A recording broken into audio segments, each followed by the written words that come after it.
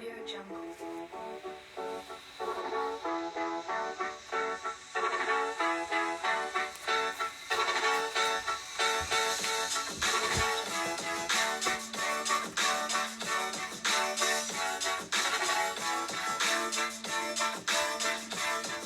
sir. Yes, sir. Yes, sir.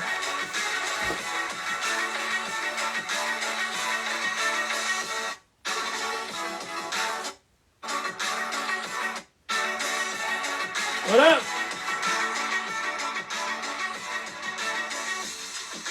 Man, you know what this is. King LC, Johnny.Pennell. Follow my people. BTR_shy. What's up? When I say hi back. Welcome, you know what this is. This is the warm-up Designated Reports weekly NFL pregame show hosted by me. I go by the name of J. Dot. You can find me on IG at JDOT_JPG. Follow me, follow us, see what we're doing today and every Sunday of the NFL season. We're talking rumors, we're talking shade, we're talking whatever you want to talk about. Shout out to the chat. The whole show is because of you since day one. All the content down here. When the hoodies go on sale, man. Listen, let me get my merch popping. Let me get, more buzz. Dan Cassaz, what up? What up? People coming through. Good early afternoon. Every week, let's set this up. Get you comfortable. Get me hyped. Let's talk about all things NFL right before the games go on. That's how we do it. Got a couple topics. We talk Thursday Night Football. We got some quick hits. I give you a little trivia. Ended on a high note. 5-minute warning. We're in, we're out. We're in, we're out.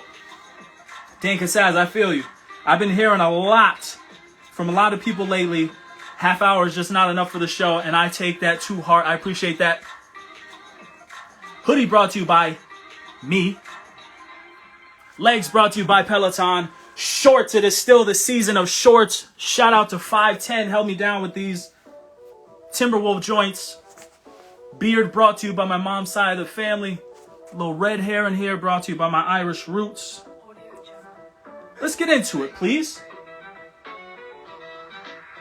Thursday Night Football was a rough go for the entire city of Atlanta. Any of their fans that they got left. Listen, I'm sorry. I didn't know what I was expecting anyway. I wasn't expecting the first shutout in the history of that building. Goodness gracious. Just when Atlanta started to put things together a little bit, Patriots come and embarrass them in primetime. Come and embarrass them in primetime. No Cordero Patterson, no Cordarrelle. Calvin Ridley still taking care of his mentals. Shout out, still taking care of number one. Matt Ryan just looking all the way ready to hang it up. Matt Ryan is one of the most underrated quarterbacks of the past 25 years. He was successful from day one in Atlanta. You got to give him his flowers right now. He helped that franchise move on from the entire Michael Vick dogfighting situation. Playoffs in the first year with Joe Flacco. You remember that. MVP, Super Bowl appearance. We're not talking 28. We're not talking about that. But I think it's time. He's not getting the same shine like Ben Roethlisberger, where it's a little more high profile, where you're like, yank this dude. Eli Manning, yank this dude. He's kind of been flying under the radar. The team has not been good for quite a while now. Meanwhile, Mac Jones didn't hang another 40 burger on somebody, but is showing you that he deserves to be the offensive rookie of the year. And what's funny about that is when your boy puts out a list, when your boy decides through different metrics who should be where, y'all want to come to me with the tiki torches and the steaks kicking down my kitchen door. But when I leave it up to you Offensive Rookie of the Year. Oh, Jamar Chase. Oh, Najee Harris. Not a single write-in vote for Mac Jones. So listen. Don't come at me with change the list. Y'all made the list. Y'all made the list. When I say hi back. Now, even though Atlanta had strung together a couple wins, this L was not devastating because we didn't expect much from them anyway this season. But it seems like every contender has that WTF loss, right? That head scratcher. The joint that got you thinking like, who are these dudes for real? So, remember the Bucs lost to the Washington football team? The Titans lost to the Jets. Don't forget about that one. Packers got crushed by the Saints in Jacksonville. Bills lost to the Jacksonville Jaguars.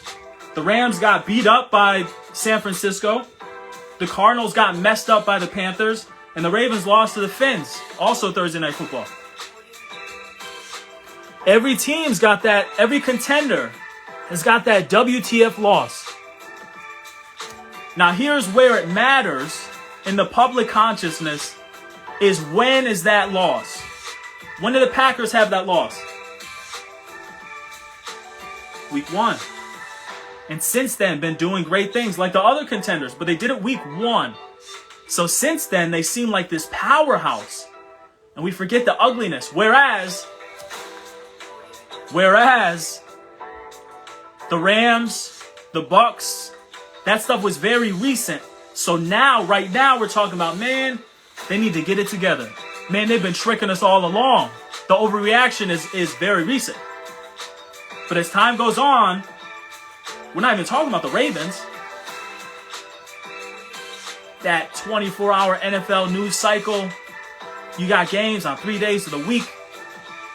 Distance yourself from that bad loss and get it back together and you'll be straight. The Packers did it. Titans did it. How many straight wins they got, right? Bills are going to get it together. Bucks hopefully going to get it together.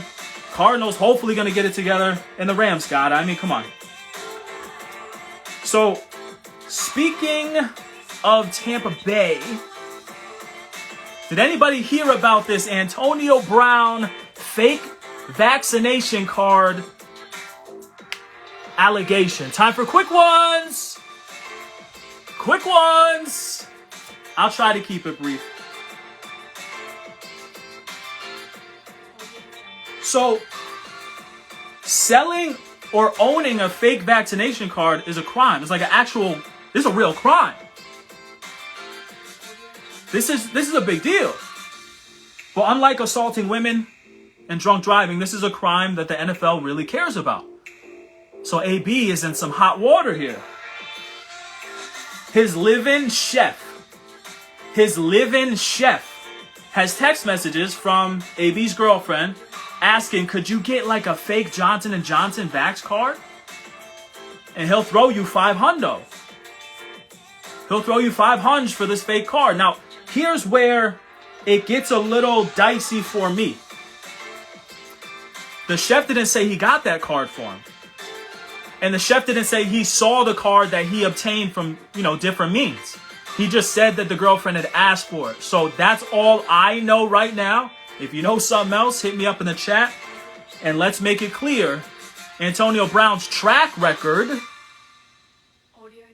not great. Not setting him up for the benefit of the doubt in this situation. DK Metcalf, quietly having a bad 2021, and nobody's talking about it. So I'm going to talk about it. It started in January. The wild card game against the Rams, he's throwing the helmet on the sidelines. Like, first quarter, man. Now, since then, he's been summoned to head coach Pete Carroll's office 3 times to talk about different incidents. Last week, he got ejected from the game and tried to sneak back in and got caught. Booted him again. And please don't forget the social media back and forth with Shannon Sharp. where he disrespected my man as if he didn't even know who he was in the first place, then doubled down, and then it seemed as though somebody gave him some knowledge about who this Hall of Famer was. Like, how do you not know? And then he backed down and said, okay, OG, you got it. Like, come on, man. I know he's 23, but this is like 13-year-old behavior. Here's why it's a problem.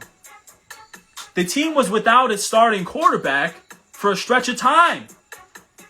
I know Bobby Wagner got the defense. I know that.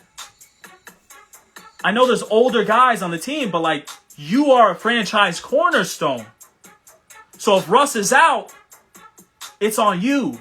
Nobody cares about the blue and the green hair. Nobody cares about the war paint you put. Nobody cares. We don't even care about the numbers.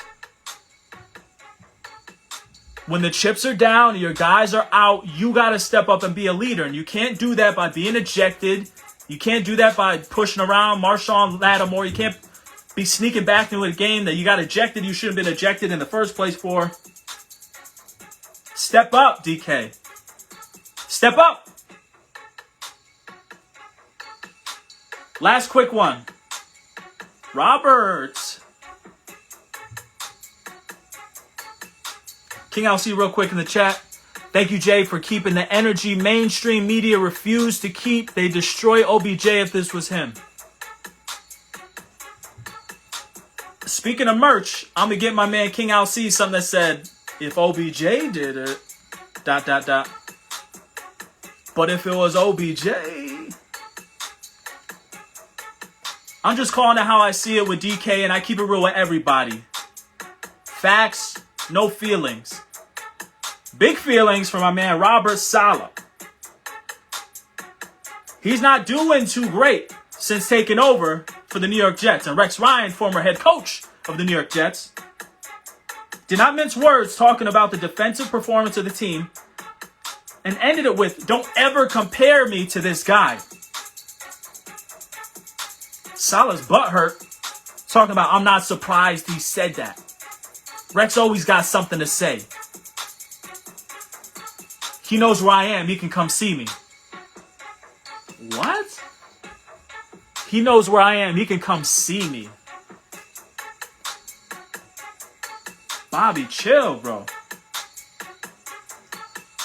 You're trying to square up with Rex Ryan because you're not doing your job? And he said something about it? He's always got something to say. Yeah, he's always got something to say. That's his job. He literally gets paid to always have something to say on ESPN's Get Up every morning. And of course they're asking about Jets topics. My goodness, bro. His brother David Saleh also chimed in, saying that it sounds like Rex Ryan's trying to stay relevant. First of all, David, respectfully, who are you? And Rex is more relevant than he's ever been. He ain't got no tattoo of his wife wearing a Mark Sanchez jersey. We ain't talking about no feet, right? He's not at that height. Let's get a effing snack. We're not there. But he's on TV every morning. Of course they're going to ask him about the Jets. And what do you think he's going to say about the Jets? A team that's given up 44 points a game over the past 4 games. Of course. Of course. Bobby Saleh took it personal. Of course he did. But if your team stinks, and somebody says your team stinks, and you get mad that somebody said your team stinks, you're really mad that your team stinks. Game picks. Game picks. But first, I'd like to do a quick either or, and this is a comparison. This is a quick comparison of 2 quarterbacks that are going head-to-head today. If you think you know who it is, shout it out. But look at this. Player A, 4-3-1. Player B, 3-4-1. This is pretty even. Player A, 265 in the games that he's played against player B. Player B putting on more pass yards per game. Player B is pushing it down the field a little bit more than player A. They both have 16 touchdowns in these 8 games, right? That's 2 a game. Very good. Passer rating, both very good. But do you want the 104.7? Chat real quick before I reveal. Who do you want? If these two players are going head-to-head, who do you want? You know it's a trick question. That's the whole nature of either or.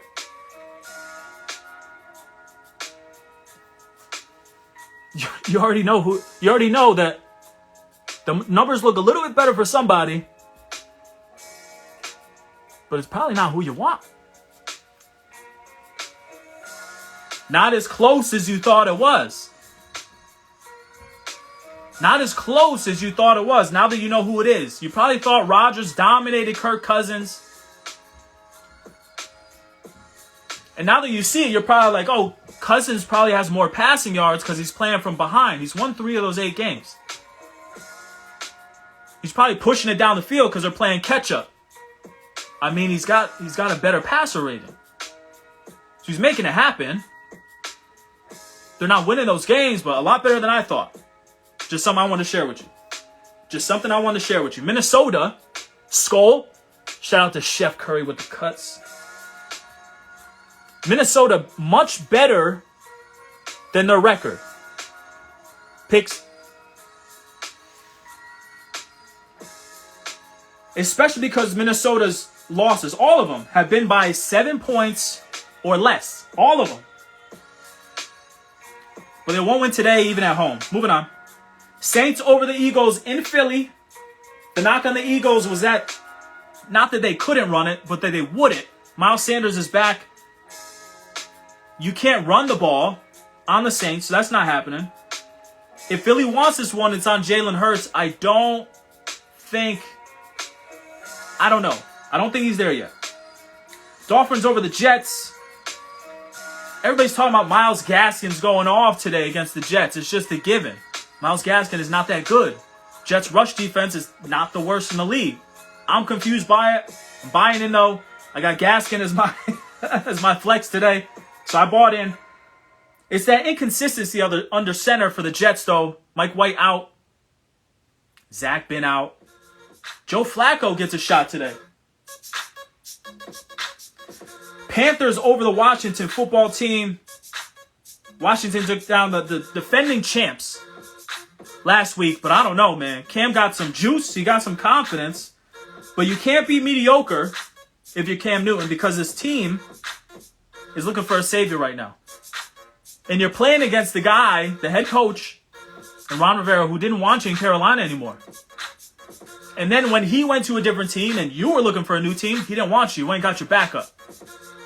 So you want to talk about a chip on somebody's shoulder, Cam's going to go and get it. However, he can't get it with rushing touchdowns because that's what Sam Darnold was doing anyway.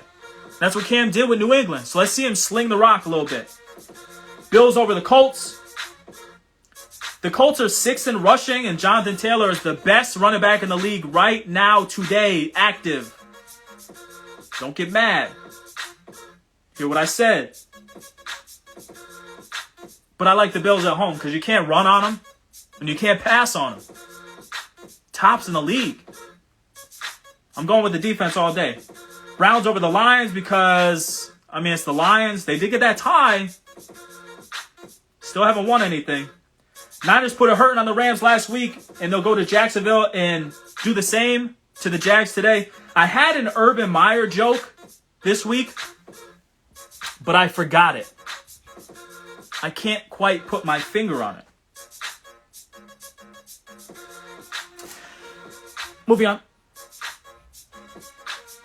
Titans over the Texans. Houston's played 9 games. In 5 of those 9 games, they've scored 10 points or less. Say no more.